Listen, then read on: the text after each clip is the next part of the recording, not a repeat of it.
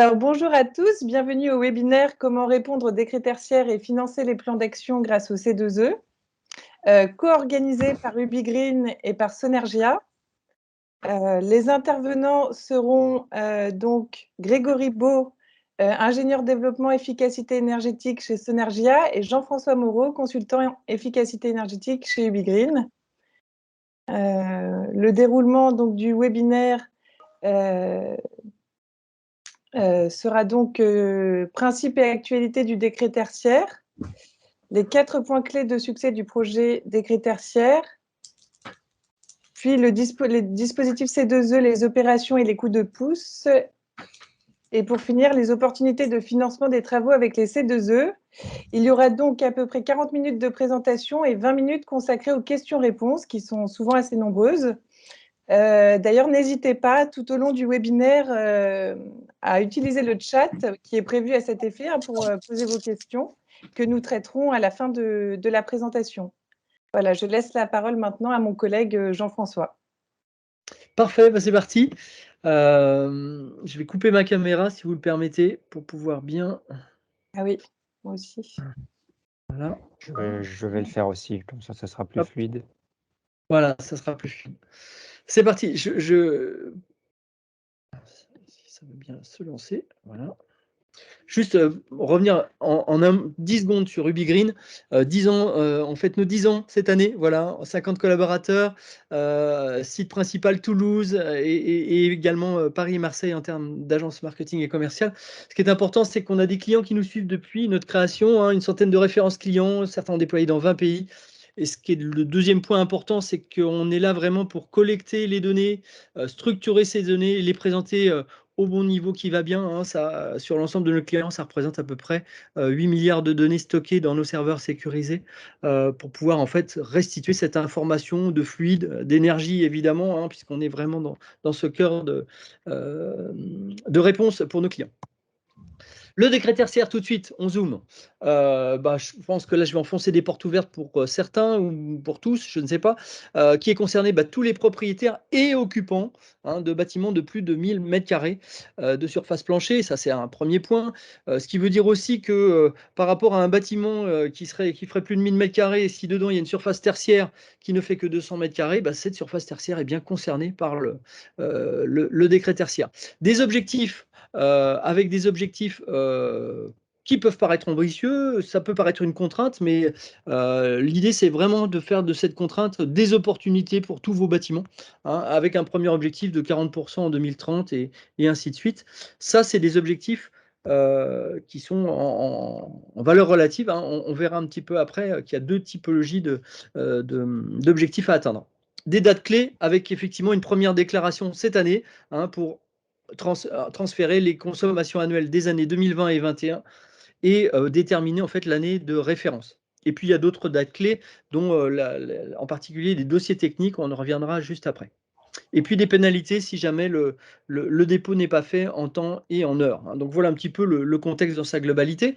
Avec des étapes, c'est effectivement quel périmètre, quels sont les acteurs concernés. Hein. Je vous ai parlé effectivement de l'aspect propriétaire et ou locataire. Hein. Donc tout le monde est concerné. C'est quand même un point fondamental qui est inscrit dans la démarche décret tertiaire.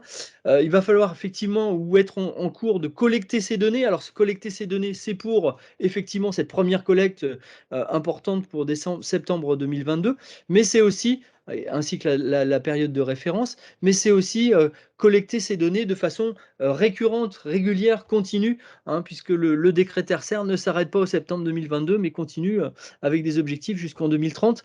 Et ces objectifs, les décliner et pouvoir agir par rapport à ces objectifs en déterminant des plans d'action d'amélioration de la performance énergétique des bâtiments. Hein. C'est vraiment être là finalement avec un pèse-personne énergétique en continu, hein, finalement sur la cure d'amaigrissement qui est demandée et l'amélioration de l'empreinte carbone des bâtiments au sens large. Hein, donc tout ça c'est important jusqu'à la fameuse déclaration dans le système Opérate, hein, déclaration qui sera une première pour septembre et puis qui derrière se déroulera de façon récurrente annuelle. Alors, qu'est-ce que demande cette fameuse plateforme Opérate? Elle demande tout un ensemble d'informations. Là, je vous en ai remis les points clés, hein. Évidemment, des informations sur le patrimoine concerné, quel type d'activités ou de catégories d'activités sont concernées. Est-ce que c'est des bureaux? Est-ce que c'est des espaces scolaires? Est-ce que c'est des hôtels? Est-ce que c'est des commerces, etc., etc. Les surfaces qui sont concernées, hein, et donc là, on va effectivement parler de surface plancher. Et puis, bien entendu, ce qui est important, là, actuellement, pour la première déclaration de septembre et dans la suite, c'est toutes les consommations des énergies finales, hein, donc de l'ensemble des énergies consommées par l'ensemble du parc, et ceci bâtiment par bâtiment, avec les justificatifs qui vont bien. Donc là, il y a un gros travail de collecte initial sur tous ces points-là, et puis un travail de collecte aussi récurrent à faire par rapport à cet ensemble. Possibilité aussi d'indiquer les usages qui sont faits du bâtiment, hein. L'usage n'est pas forcément le même, les horaires d'ouverture sont peut-être pas forcément le même dans le temps. Donc tout ça, ça va être des choses qui vont être qu'on va pouvoir indiquer aussi pour la description du patrimoine. Et puis bien entendu, ça c'est la situation ou les situations dans le temps. C'est pouvoir aussi communiquer ou envoyer vers la plateforme Opérate les travaux, les plans d'action qui vont être engagés avec les améliorations en cours par rapport à cet ensemble. Et puis, bien entendu, si vous en avez, là aussi, être capable de déduire les recharges de véhicules électriques, hein. Alors, il ne s'agit pas des recharges de chariots élévateurs pour le dépôt, hein, mais bien des charges pour les déplacements et la mobilité. Renseignement des corrections modulation. Il se peut qu'il y ait un bâtiment qui sorte de cette épure, hein, qu'on puisse de toute façon pas atteindre les 40%, ou même si on est dans un objectif en valeur absolue, je vais venir juste après, c'est impossible à atteindre. Là, il va falloir en fait justifier en fait cette non-atteinte par rapport à ce bâtiment en question. Et puis bien voir que par rapport à l'ensemble d'un parc, hein, si je prends une dizaine de bâtiments ou une centaine de bâtiments sur un département ou sur une ville ou sur un parc tertiaire, peu importe, il va falloir en fait avoir des objectifs par bâtiment et puis mesurer en fait l'atteinte globale de l'objectif de moins 40%. Alors, oui, un point important, je vous ai parlé de ce valeur relatif, hein, ce moins 40% d'ici 2030. Il y a une autre façon de faire. On peut être en valeur absolue. Et cette valeur absolue, ça veut dire qu'aujourd'hui, on est peut-être à un niveau de 150, hein, je prends un point précis, et il va falloir atteindre en valeur absolue en 2030 120. Hein, donc, c'est peut-être plus facile de passer de 150 à 120 que de faire moins 40%. Donc, ça aussi, ça va vraiment, de façon pragmatique, dépendre des activités qui sont dans le bâtiment, et puis surtout de là où se situe le bâtiment, hein, par rapport à son empreinte carbone et énergétique. Le dernier décret, hein, si on parle actu, le dernier décret en date d'avril, si on fait un petit résumé, simplement dire que maintenant, les bâtiments neufs, comme le reste, ils vont rentrer dans l'objectif 2030 et suivante. Il y a eu de préciser, et là aussi on revient sur cette logique de valeur absolue, hein. Les valeurs absolues sont liées vraiment aux activités, aux catégories qui sont mentionnées. Il y a eu un certain nombre de catégories qui ont été ajoutées, les bâtiments d'accueil, petite enfance et enseignement supérieur, mais il en manque plein d'autres encore, hein. Et là, c'est un petit peu une déception par rapport à ce contenu d'arrêté, puisque toujours les commerces, les musées, les espaces de... Enfin voilà, tout ce qui suit là est toujours attendu pour le deuxième semestre 2022. Hein. Donc on est toujours dans cette attente par rapport à l'objectif en valeur absolue pour ces catégories de bâtiments. Et puis pareil pour l'outre-mer, hein, avec d'autres valeurs à atteindre. Là aussi, les données vont normalement être publiées ou publiables rapidement, mais toujours dans cette échéance de semestriel 2022. Le décret d'avril toujours définit des stations de référence météo pour toute la France, hein, donc ça aussi, ça apporte des compléments. On va aussi définir une température de base. Bon, ça, je ne rentre pas dans la démarche, mais enfin, il y a tout un ensemble d'éléments qui ont été complétés en fait par rapport au décret tertiaire, et notamment pour les combustibles stockables, hein, être capable de déterminer une consommation. J'avais du stock sur mon année de référence, peut-être en début d'année de référence. Comment en fait, je rentre ma vraie consommation par rapport au remplissage. Donc les consommations, ce qui est important, c'est que effectivement, si j'ai un bâtiment qui est multi-usage, c'est comprendre, arriver à déterminer quels sont les usages tertiaires par rapport à ce qui est le reste, hein. Donc typiquement, j'ai un laboratoire un étage laboratoire qui est vraiment associé à une production, bah, ça ne rentre pas dans la démarche tertiaire, mais par contre, tout le reste, les autres étages qui sont du bureau et peut-être des salles de formation, par exemple, bah, tout ça va rentrer en fait dans les usages de consommation tertiaire. Il va falloir donc les identifier et pouvoir les caler et les ressortir par rapport à l'ensemble de la consommation en fait, de mon bâtiment. Et puis, bien entendu, hein, ce que j'ai déjà dit tout de suite, là, on va déterminer l'année de référence. C'est primordial car c'est non modifiable, hein. Après 2022, on ne pourra rien faire. Donc, c'est vraiment un point important, hein. Là, si on peut s'appuyer effectivement sur soit des algorithmes de détermination automatique, mais pour ça, bah, il faut avoir les composantes de météo pour arriver à se décorréler en fait, de la variable météo, hein. La période où on a le plus consommé n'est pas forcément, une fois qu'on a enlevé la composante météo, la bonne période pour prendre le point de référence, hein, et puis surtout avoir cette notion de complétude des données de consommation, hein. Donc tout ça est vraiment essentiel là, comme objectif premier pour arriver à déterminer cette année de référence. Les dossiers techniques de modulation, c'est l'échéance un petit peu plus lointaine, hein, mais enfin on y est bientôt, hein, 30 septembre 2026, bah, il va falloir fournir un dossier complet pour les bâtiments qu'on va sortir, en fait, qui font faire exception, hein. J'ai un bâtiment classé haussmannien, j'ai des contraintes sur ma structure qui font que bah, je ne vais pas pouvoir faire ma belle isolation par l'extérieur comme prévu. J'ai des coûts qui seraient manifestement, en termes de retour sur investissement, beaucoup trop important par rapport aux bénéfices attendus. Bah, tout ça, il va falloir définir en fait un dossier assez complet, là aussi à transmettre à la plateforme pour pouvoir justifier que le bâtiment en question va sortir en fait de cette épure. Et ça, c'est avant le 30 septembre 2026. Alors, si on fait un petit résumé des 6 points clés que nous, on a identifiés avec nos clients au fur et à mesure de l'avancement pour faire finalement un succès du projet tertiaire, hein. Donc, ce n'est pas les 4 points cardinaux, mais c'est les 6 points clés. Le premier point clé, c'est... j'ai l'impression qu'il me manque un slide là. C'est pas grave.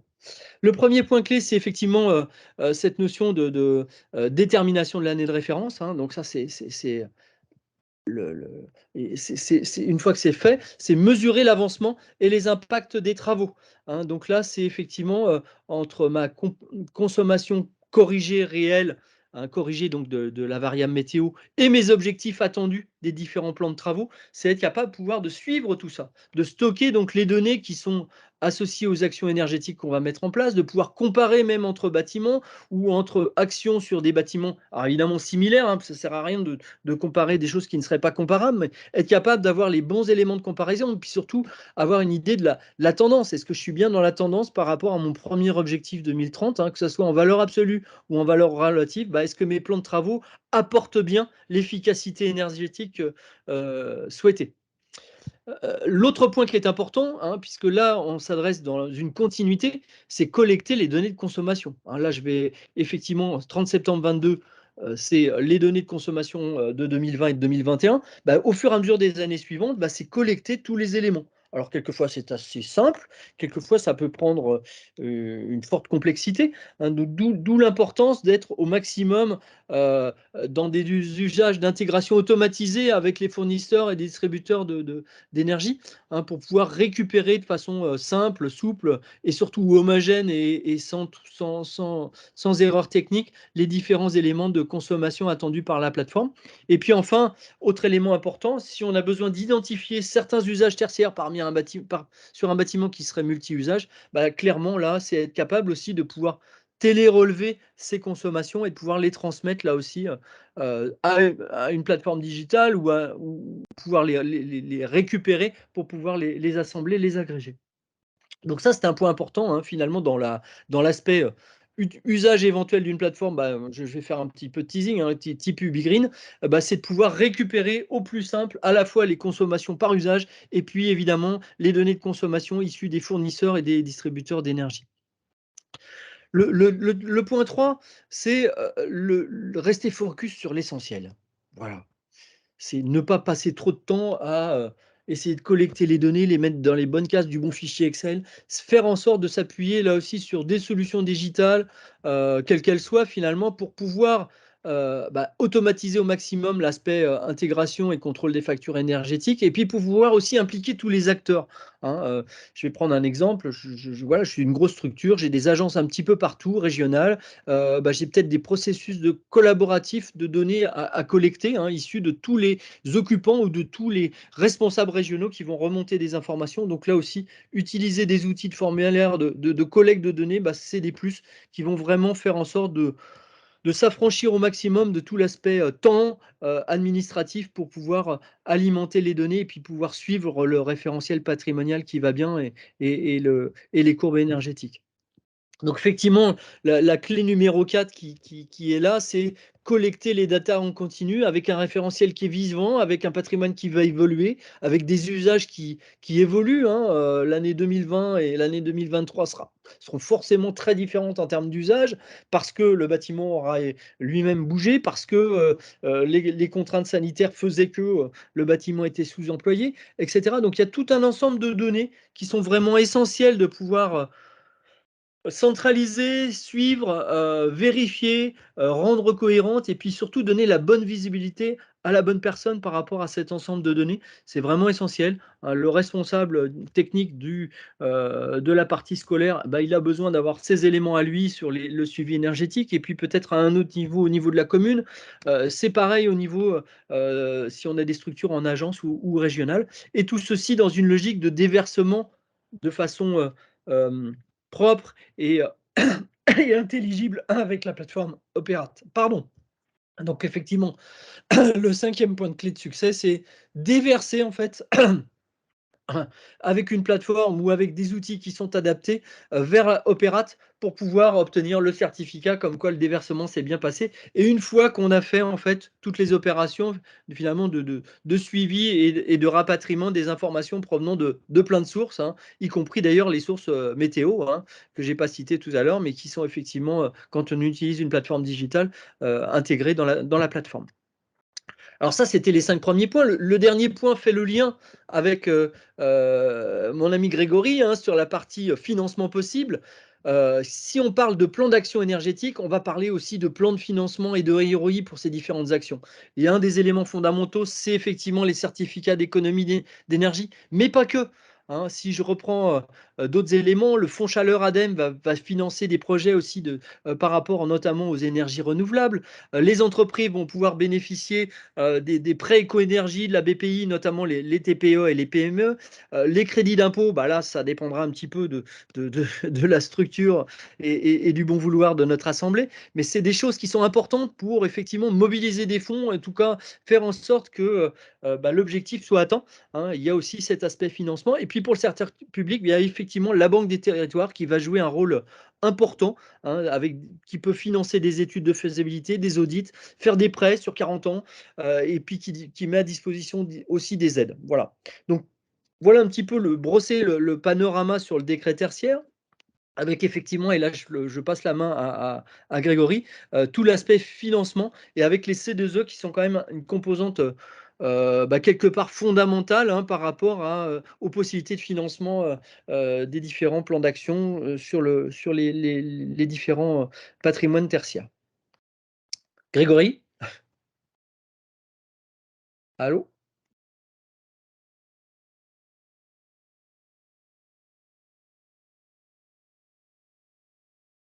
Allô? Allô, vous m'entendez? Oui, Ah, je coupe mon ça a partage. coupé. Toc, je te laisse reprendre la main. Partager mon écran.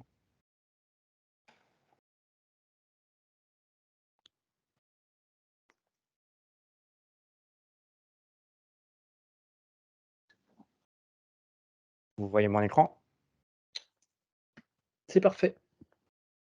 Donc, bonjour à toutes et à tous. Donc, pour ceux et celles qui nous ont rejoints après le début, donc je suis Grégory Beau, donc ingénieur développement efficacité énergétique chez Sonergia. Et donc, je vais donc vous parler des C2E qui vous permettront donc de financer vos plans de travaux qui découlent donc du décret tertiaire que Jean-François a présenté précédemment. Donc, Dans un premier temps, donc, je vais vous présenter donc, le dispositif des C2E. Ensuite, nous verrons donc, qui est Sonergia, que je représente aujourd'hui. Et pour finir, donc, les opportunités associées au décret tertiaire. Le dispositif des C2E. Donc, créé en 2006, donc, en fait, ce sont les fournisseurs d'énergie qui ont l'obligation d'inciter les consommateurs finaux à entreprendre des travaux de rénovation énergétique. Ces fournisseurs d'énergie sont appelés les obligés du dispositif.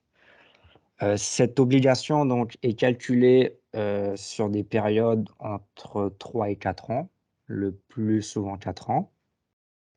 Et si ces obligés n'atteignent pas le quota qui leur est fixé, ils devront payer des pénalités.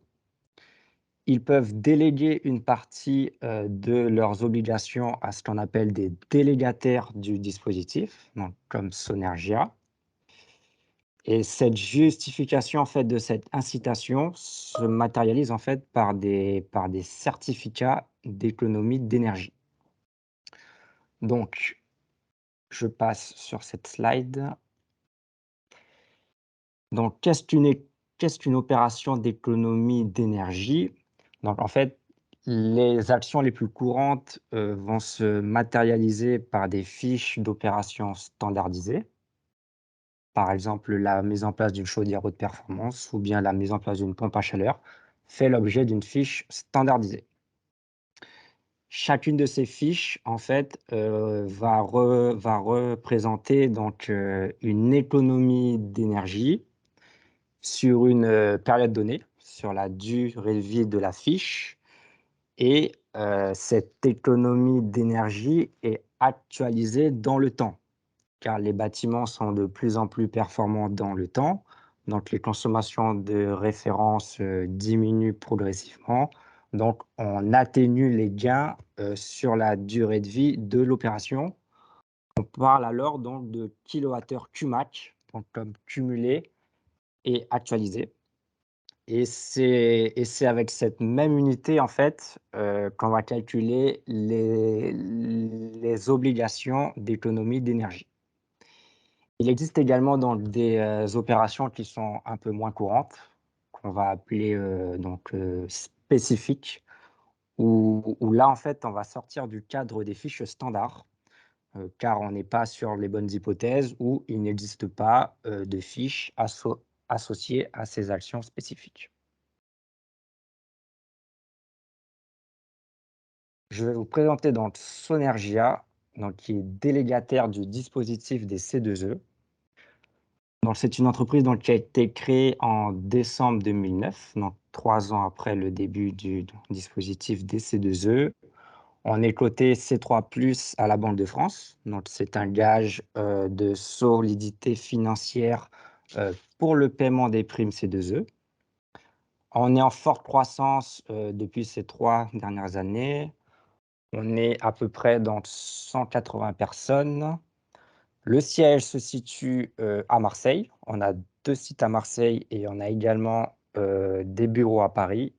Et on a une couverture nationale avec des ingénieurs d'affaires répartis sur chacune des régions de France. Le chiffre d'affaires en 2021 donc, est de 92 millions d'euros. Donc ce chiffre d'affaires a été multiplié par 200 entre 2010 et 2021. Donc on est vraiment en forte croissance. Les 4 rôles de Sonergia, donc premièrement, ça va être vous conseiller en amont donc, de vos travaux de rénovation énergétique. On va chercher à optimiser les gisements C2E. On va vous accompagner tout au long de votre projet jusqu'au paiement de la prime. On va fluidifier vos démarches administratives, donc avec un service instruction, un service supervision, etc., qui vont instruire vos dossiers. Donc, on finance vos travaux d'économie d'énergie et ici, particulièrement donc, des travaux qui découleront donc du décret tertiaire et prévenir. Donc on a également dans des programmes, de lutte contre la précarité, énergétique en métropole et dans les outre-mer.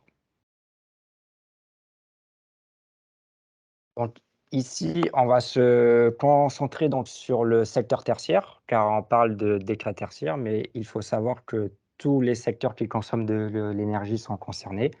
Il existait également des fiches dans l'industrie, dans le résidentiel, dans l'agriculture, dans les transports et dans les réseaux de chaleur. Ici, je fais un focus donc sur les fiches du secteur tertiaire. Donc on a un premier lot donc, isolation, donc voilà, ça va concerner l'isolation du bâti en général. On va retrouver des fiches sur l'isolation des murs, du plancher, de la toiture, sous réserve de résistance thermique. On va également retrouver des fiches sur l'isolation, des réseaux hydrauliques de chauffage et l'isolation donc de points singuliers. À droite, donc je vous ai fait un exemple. Donc sur un bâtiment à usage commercial de 1600 m², qui a fait l'objet donc d'une isolation donc de sa toiture de 1600 m² et de sa surface de mur de 1000 m². On obtenait donc une prime de 14 000 € sur un montant de travaux de 270 000 €, ce qui nous donne un taux de couverture de 5 %, qui est relativement faible, car c'est souvent de lourds travaux où on vient toucher au bâti. Donc tout de suite, les montants des travaux sont conséquents, donc on est sur des faibles taux de couverture pour les fiches isolation. Les facteurs qui vont influencer la prime, ce sera notamment l'énergie de chauffage, si vous êtes chauffé au combustible ou à l'électricité, et l'usage du bâtiment. Bah, si on est sur un bâtiment de bureau, on n'aura pas la même prime que si on est sur un bâtiment à usage commercial. Concernant la partie chauffage, on va retrouver donc plusieurs fiches qui vont toucher notamment la production de chaleur via des chaudières haute performance énergétique, dites à condensation, des chaudières biomasse. On va pouvoir également agir sur le raccordement à un réseau de chaleur. On va agir sur toute la partie émission de chaleur aussi, donc avec des robinets thermostatiques, des planchers chauffants, des radiateurs basse température.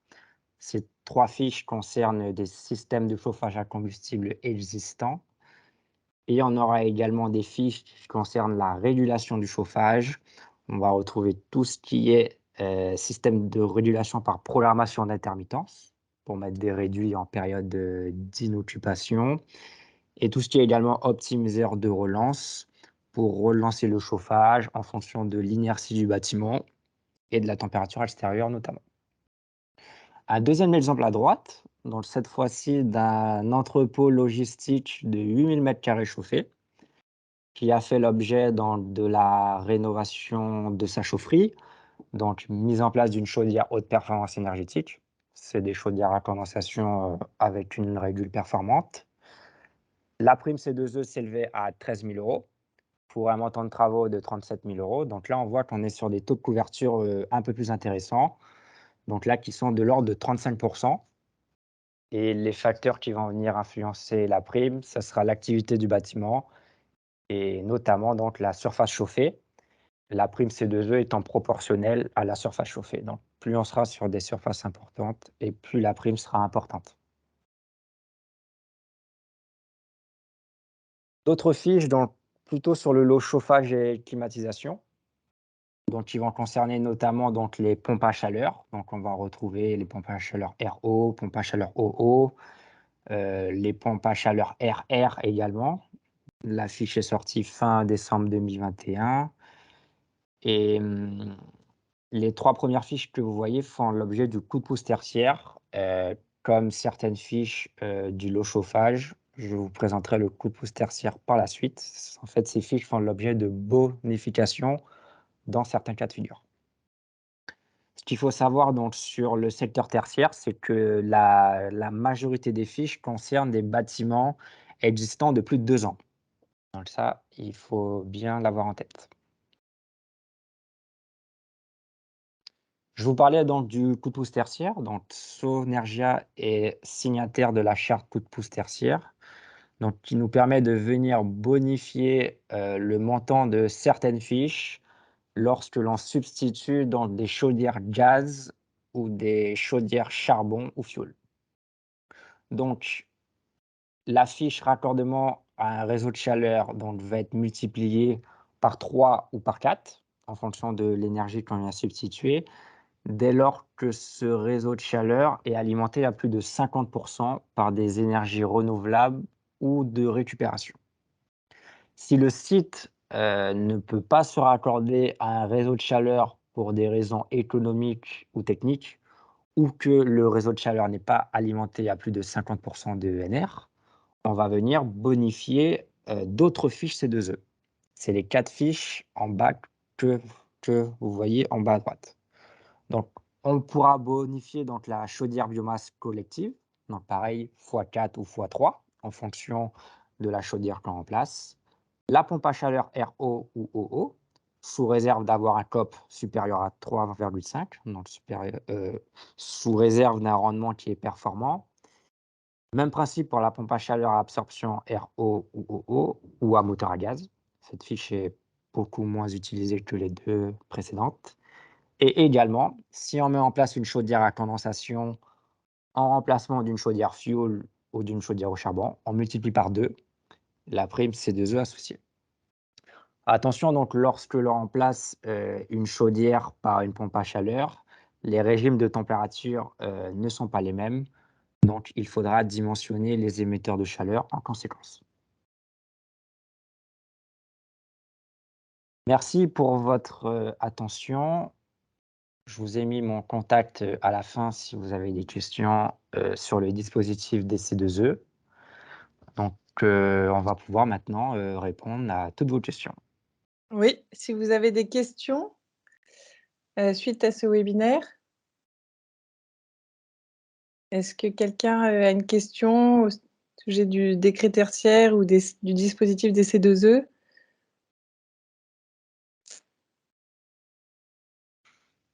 Alors, le webinaire sera disponible aussi en replay.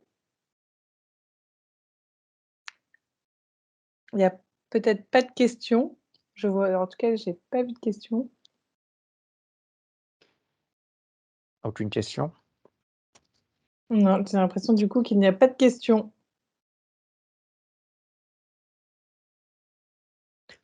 N'hésitez pas. Hein.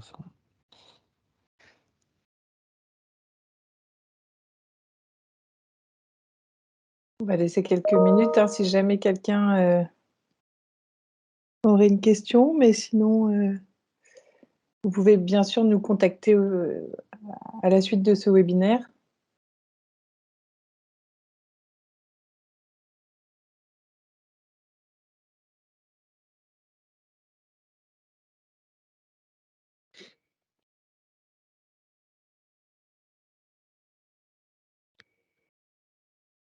Non, j'ai l'impression qu'il n'y a pas de questions. Ok, bah, en tout cas, n'hésitez pas, vous aurez nos coordonnées dans la présentation. Donc, si par la suite, il y a des questions qui vous viennent, bah, nous serons heureux d'y répondre. On a une petite question, Grégory. Faut-il assurer une coordination entre propriétaires et locataires? Donc ça va être peut-être plutôt pour Jean-François? Plutôt pour moi, peut-être, oui. Voilà. Direct, là, il y a plusieurs cas de figure possibles. Hein. De toute façon, propriétaires et locataires sont donc tous concernés.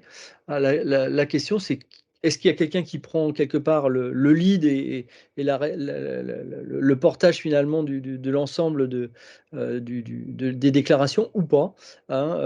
Là, il n'y a pas une réponse toute faite. Ça peut être le propriétaire qui fait ses propres déclarations, chacun des locataires fait ses propres déclarations ou alors, dans d'autres cas, le propriétaire se charge en fait de faire l'ensemble des déclarations pour ses locataires. Donc là, il n'y a pas de schéma préétabli, ça dépend vraiment de la logique qui est poursuivie par chacun.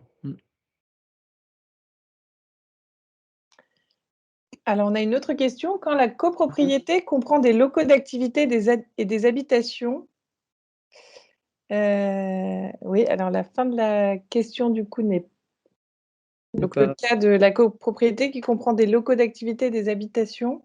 Eh bien, il doit y avoir forcément une déclaration aussi pour ces locaux d'activité dès l'instant où la copro fait plus de 1000 m². C'est clair. Voilà. Donc, c'est bien la surface plongée globale hein, qui est prise en compte. Et après, s'il y a un local au rez-de-chaussée, un commerce, peu importe, qui fait 200 ou 250 m², bah, ce local doit être déclaré par rapport à ses propres consommations, par rapport à sa part aussi sur les consommations des communs, etc., suivant la façon dont tout ça se déclare au sein de la copropriété. Mais oui, les copropriétés sont aussi, peuvent être aussi impliquées en ce sens. Alors, on a une autre question également. Dans le cadre du décret tertiaire, les seuls C2E aidants concernent uniquement le secteur tertiaire s'il y a des locaux type industriel et des bureaux. Alors, je ne sais pas si je laisse Grégory répondre ou moi, mais décret tertiaire, c'est uniquement pour le décret tertiaire, donc c'est forcément les fiches C2E relatifs au parc, enfin à tout ce qui est activité tertiaire. Mais effectivement, il existe d'autres fiches pour tout ce qui est activité industrielle. Donc typiquement, si vous mettez en place, je vais prendre un exemple, hein, vous mettez en place un système de management de l'énergie type une solution UbiGreen par exemple, dans le cadre du décret tertiaire. Si vous avez en parallèle des activités industrielles qui nécessitent aussi un monitoring, un mesurage, eh bien là, le système de monitoring, le SME UbiGreen, peut être financé par une fiche C2E industrielle, mais c'est bien dans le cadre de l'approche industrielle en fait, du parc qui vous concerne, et non pas sur l'approche décret tertiaire. Donc, les fiches sont vraiment isolées et déterminées par typologie de bâtiment. Il y a les fiches C2E tertiaires et les fiches C2E industrielles et les fiches C2E particuliers, pour le particulier. Grégory, j'ai peut-être répondu à ta place, là, je suis désolé, si tu veux compléter. Allô, ça a Ouais. coupé sur la fin. Ah. Vous m'entendez? Ouais. Oui. Oui, donc effectivement, donc les fiches, elles sont classifiées donc par secteur. Ici, donc uniquement le parc tertiaire donc est assujetti au décret tertiaire. Mais s'il y a des travaux qui concernent des bâtiments à usage industriel, nous pourrons utiliser les fiches industrielles, tout à fait. Et comme Jean-François le rappelait, donc la mise en place d'un logiciel de suivi d'indicateurs de performance énergétique fait l'objet d'une fiche donc, dans le secteur industriel. Alors, on a une autre question. Le déclenchement des dispositifs C2E doit-il comprendre des travaux d'économie d'énergie sur les locaux tertiaires quand ils sont distincts?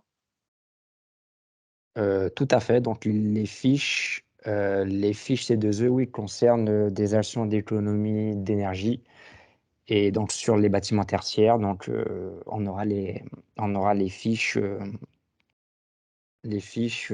qui ont la nomenclature BAT au début de chaque fiche.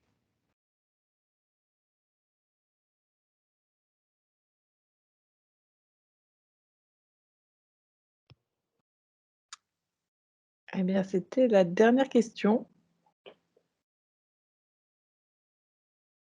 Est-ce qu'il y a encore d'autres questions?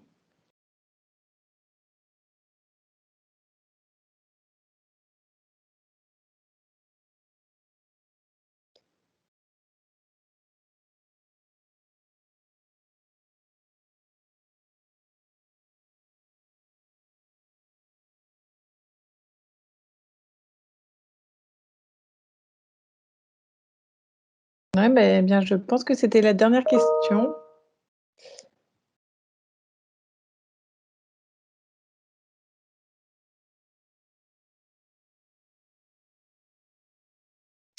Du coup, nous vous remercions d'avoir participé à ce webinaire et si vous avez d'autres questions, n'hésitez pas à contacter soit Sonergia, soit UbiGreen.